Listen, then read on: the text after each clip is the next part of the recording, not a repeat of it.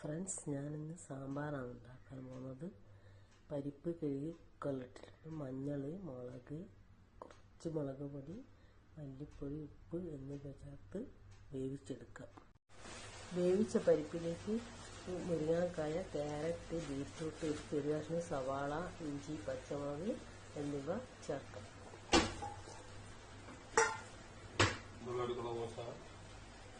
കുറച്ച് കായപ്പൊടി ചേർക്കാം. കുറച്ച് പുളി ചേർക്കാം. മുരിങ്ങക്കായ, ക്യാരറ്റ് വെന്തതിന് ശേഷം നമുക്ക് വെള്ളത്തിൽ അതിലേക്ക് ഇടാം. തക്കാളി വെന്ത് വന്ന കഷ്ണത്തിലേക്ക് നമുക്ക് വറുത്തരച്ച തേങ്ങ ചേർക്കാം. ഒരു ചെറിയ കഷ്ണം വെള്ളം ചേർക്കുന്നുണ്ട്. സാമ്പാറിലേക്ക് കുറച്ച് വെള്ളം ചേർക്കാം. സാമ്പാർ റെഡി.